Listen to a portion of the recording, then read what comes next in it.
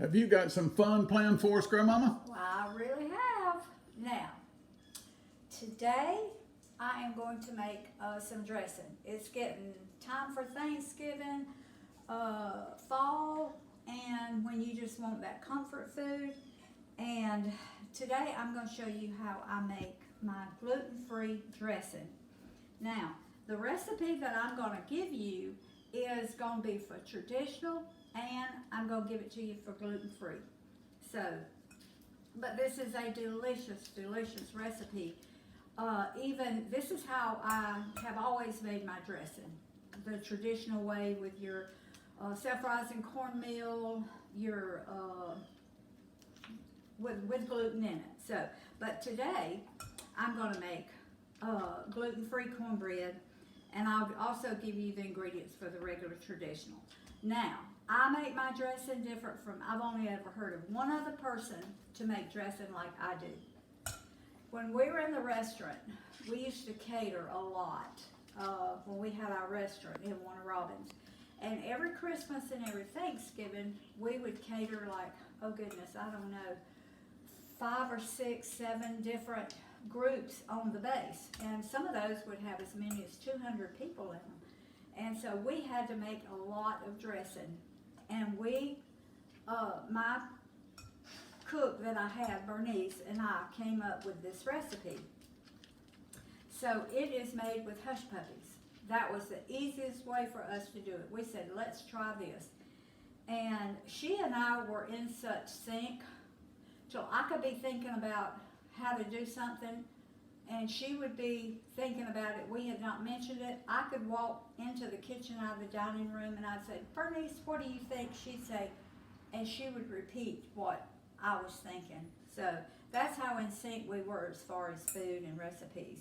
So in this cup right here, I have 2 cups of plain cornmeal. Plain cornmeal is just ground corn. It has no leavening agents in it. And I put a half cup of gluten-free flour in here. So now if you were doing it the traditional way, it would be 2 cups of self-rising cornmeal, a half a cup of just regular wheat flour, but you would not put, now I always put baking powder in mine because I wanted it to just have that little extra rise to it, even though I was using self-rising meal and self-rising flour. But since this has no leavening agents in it, I have got 2 teaspoons of baking powder, 1 teaspoon of salt, 1/4 teaspoon of baking soda. So I'll just put that in there. And I've got a whole big cup of onions, chopped onions, because we like lots of onions. And so I'm just going to stir all this together. And I'm also putting that's about a 1/4 teaspoon of onion powder. Okay, now to this, I don't know how much buttermilk it's going to take. I know it takes 1 cup for 1 cup of the cornmeal, so I'm thinking it's going to take 2 cups, but I'm measuring it out for you so we'll know for sure. And this is whole buttermilk. You want whole buttermilk if at all possible. So I'm going to start out with 1.5 cups because I'm going to put 2 eggs in this, and eggs will make it a little looser. Okay, I put the full 2 cups. Now I'm going to put my 2 eggs.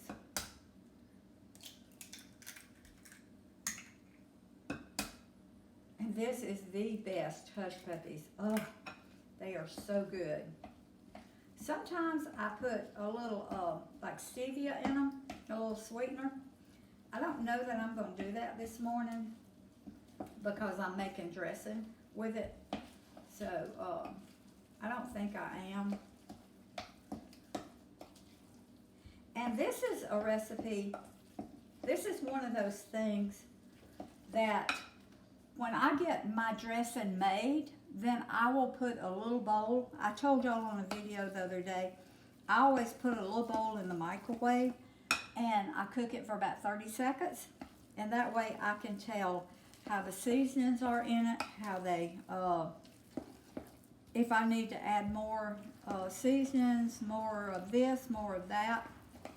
Now, for me, that is a perfect hush puppy consistency. And the baking powder, you can already see the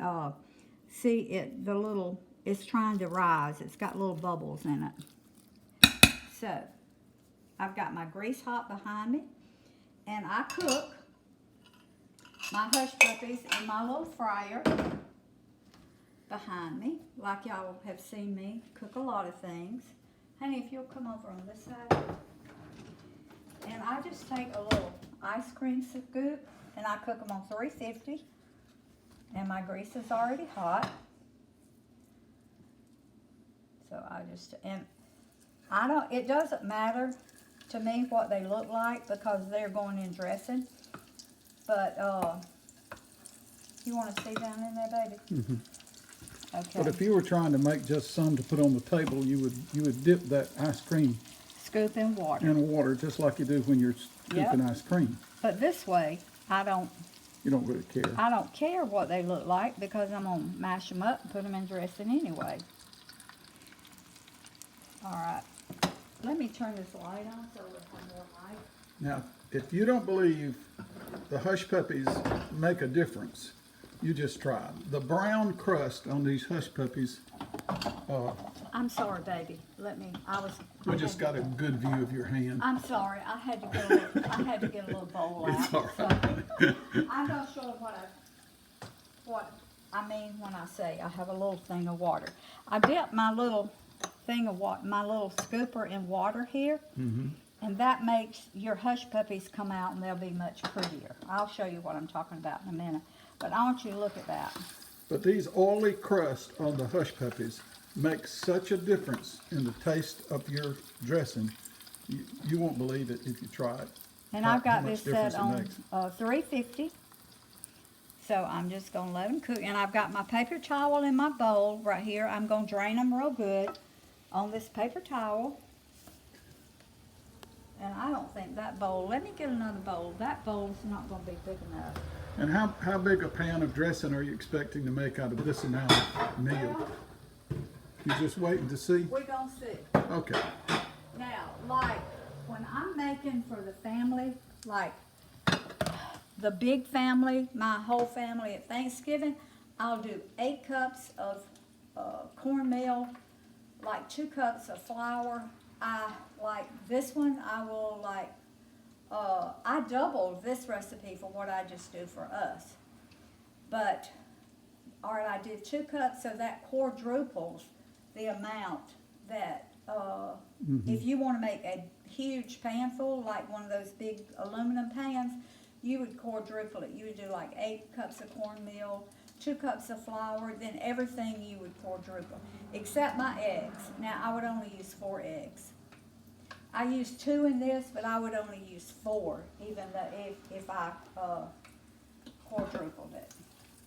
So, all you want to do is get your hush puppies done. Sometimes they're browner than others. That just makes it so much better. Oh, the browner the better to me. Well, not if you burn it, but I like them good and brown. That crust, that oily crust fried just makes such a wonderful flavor in dressing. Okay. I'm going to take one out and try it. See if it's done in the middle.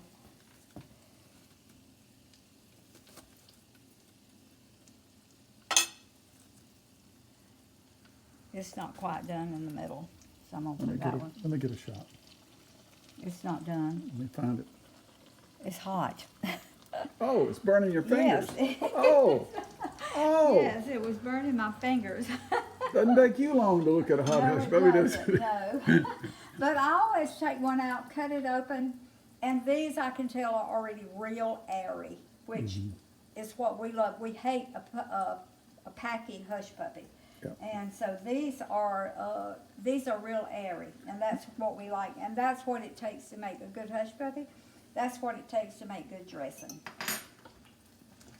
So If you ever make them airy, that's the way you'll make them from now on.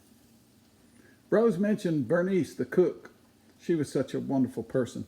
But Rose and Bernice are the only two people I've ever seen that could smell salt in water.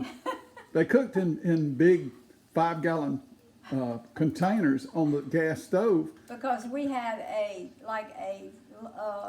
lunch buffet. Just it was a family type restaurant. On weekends we had seafood and steaks, but during the day at lunch we had just home cooking. And if you were swapping back and forth cooking and seasoning, sometimes one would be in the other part of the restaurant and they're wondering, well, is this salted? Has she put salt in this water, this broth yet? And they could actually smell. They didn't have to go ask each other. They could smell it. And I would smell it and I'd say, how in the world? But their sense of smell and taste is a gift. It's just like any other gift. You can have it extra strong. And Rose and our sister Bernice had just a wonderful, wonderful gift in smelling and She tasting. really wasn't my sister, but No, I just called her that because she was yeah, but like some people might have thought she was my Yeah. sister, but she wasn't. well, it's like we call everybody in the church sister and brother. Yeah. Okay. All right. I'm gonna cut another one open, and I'm Boy. gonna show y'all. Now that is the color you want, a reddish brown.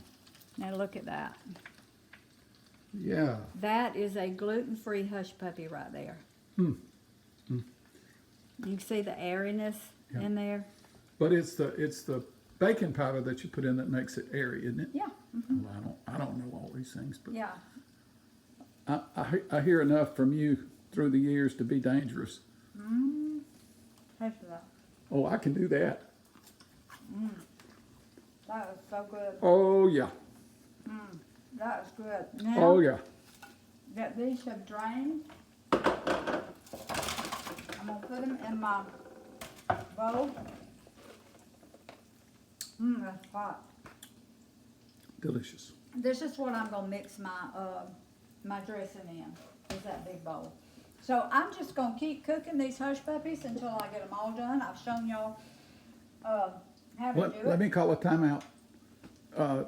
Do the little test, the cheat test on it. In a little. I know you've already cooked some and can Not the taste. cornbread. I will when I get to the dressing. Oh, the dressing is what Yeah, you do that with. yeah. Okay. All right. Not the cornbread. Okay. Sorry. I can tell my cornbread right here is perfect. So, okay. I'll be back with y'all as soon as I get all these done, and then we're going to start putting our dressing together.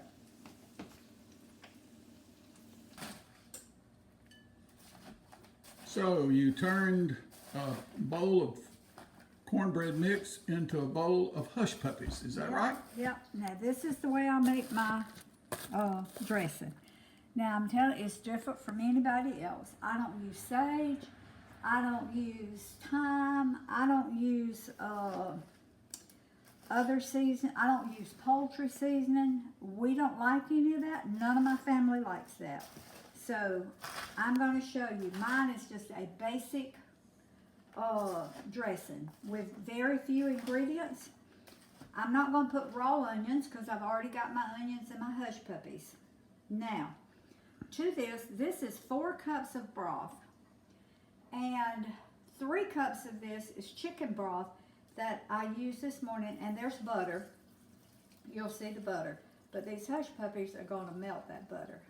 So you just boiled some chickens this morning to get the I broth. boil chicken, but I also took, when I make my dressing, I keep, when I cook a pork roast or anything Boston butt, I always keep some of my pork broth. And I always put pork broth in my dressing with my chicken broth.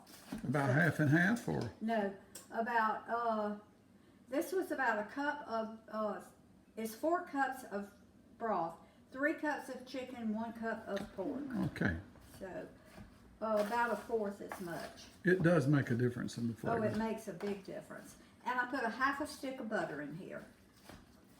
So, all right. And we don't like dry dressing. We like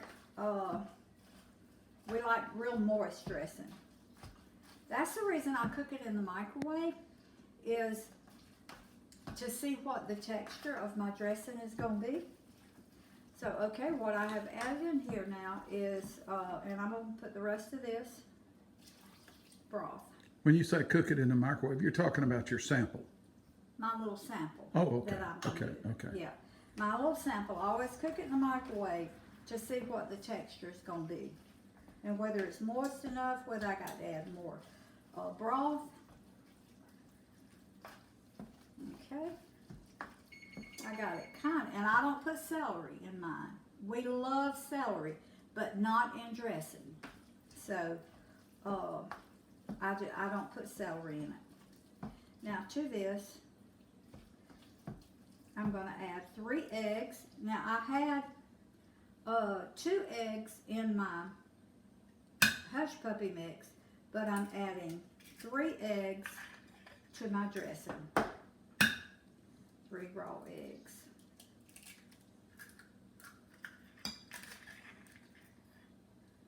And I've got salt, pepper out here. I've got some garlic and onion powder over there in case, well, I'm glad I saw that shell.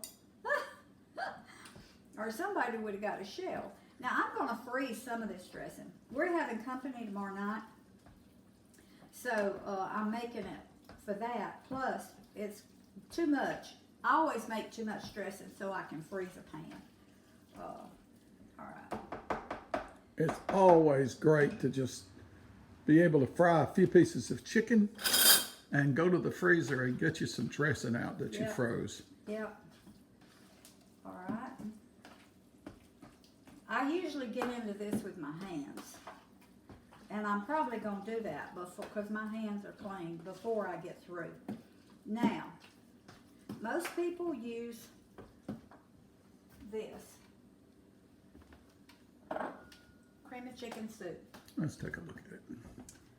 It's just the Aldi brand. How about the ingredients list? Show them that. Well, they can't see it, but it's got about 25 ingredients in it. Okay. But it's got wheat flour, so I can't eat this. Now, if I make a pan of traditional dressing Thanksgiving, I will use this in it. I won't eat it. But I made my own cream of chicken soup this morning. From scratch? From scratch. It is 3 cups of, 3/4 cups of chicken broth, 3/4 cup of whole milk, 3 tablespoons of cornstarch, and I put a little garlic and a little onion and salt and pepper in mine. And I ended up putting a whole cup of broth. The recipe called for 3/4 cup of broth, but I ended up putting a whole cup because it was too thick for me. So instead of, and this is about probably the equivalent of a can of cream of chicken soup. And it's good. I tasted of it. Oh, it's delicious. So I always add this to mine because it makes it, it keeps it from being grainy. It gives it a smoother flavor. So I'm going to. Now this is basically all I put in my dressing. And my family loves it. This is exactly the way we made it in the restaurant, and everybody, they went crazy over it. Because at Thanksgiving and Christmas, I've served 500-600 people. Well, you still For get catering parties and stuff. you still get requests for I your do. dressing at holiday seasons. Yes, I do. And this is the way I make it. It's the way I've always made it. And now, I like celery in it. Roy likes celery, but not in dressing. So it gives it a different flavor. So he doesn't especially like it. All right. Now, I'm going to taste of it first.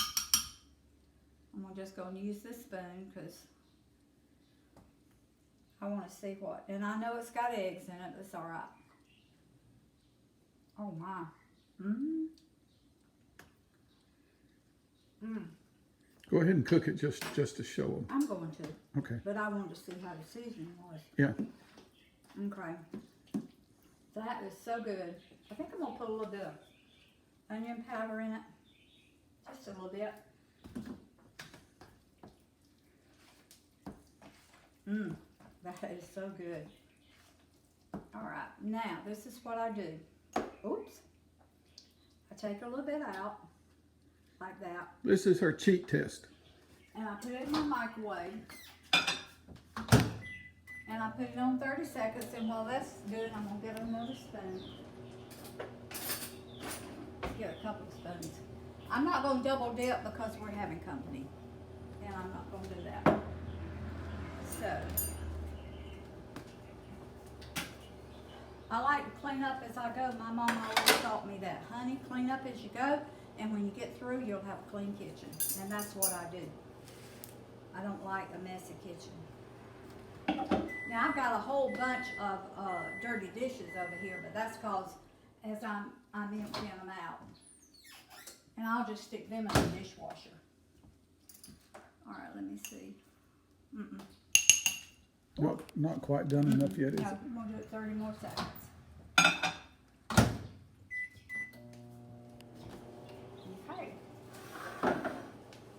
And this taste test I'm gonna works go ahead. for casseroles and soups, anything that that's raw and you want to know how it's going to taste when it's cooked. And the consistency. And the consistency is going to be a little different in the oven than it is in the microwave because it takes it longer to cook and it gets air in it. And she does bake this in the oven, not in the Oh, yeah. microwave. Yeah, I do. Okay, I put about probably 2 cups of chicken in this. Now this is hot. So. She boiled the chicken earlier today. All right. All right, I'm going to taste of this and see how I've got my... Let me show them. Now, it's not bready, it's airy. It's not. See, it's cooked. It's just real, It's hot.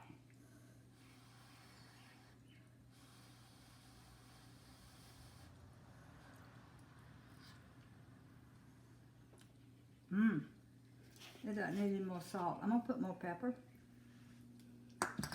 Because we like pepper.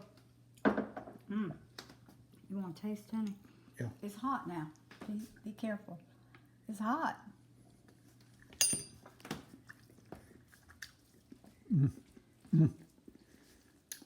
That's good. I'm going to put a little bit more cream of chicken soup in it. Now this recipe of cream of chicken soup is gluten free. It makes about a cup and a half of cream of chicken soup. And I guess you could do cream of mushroom the same. I don't know how you'd have to use mushrooms, I guess, but well, I use chicken broth in this. Okay. Ooh. Taste again.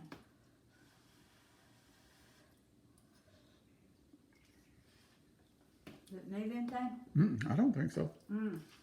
That is so good, y'all.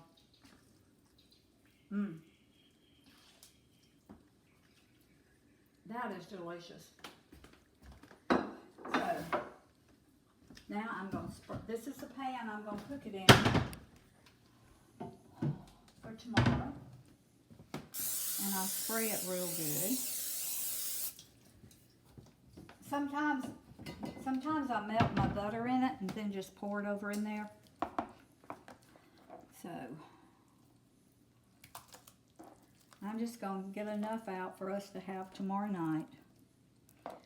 And then I'm going to freeze the rest of this. And I've got some more chicken over here that I'll put on top. Now, This is the way I make my dressing. Simple, easy, delicious. That is really good. It's hot. And it doesn't have pone cornbread flavor. It has hush puppy flavor.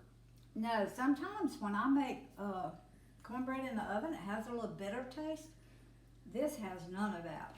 So when it gets done, I'm going to show you what it looks like, and I'm going to have some cranberry sauce with it. And so, You're going to put the chicken on top before you put it in the oven? no. Okay. No, I've got chicken in it. I've got Okay. 2 cups of chicken in it. All right. But no, just before it gets done, I'll lay the chicken on top. Okay. And just let it cook for just a few minutes, about 5 minutes. Because I don't want that chicken to get hard. Yeah. And if you cook it now, put it on top, it'll get hard. So as soon as this gets done and I take it out of the oven, we'll be back.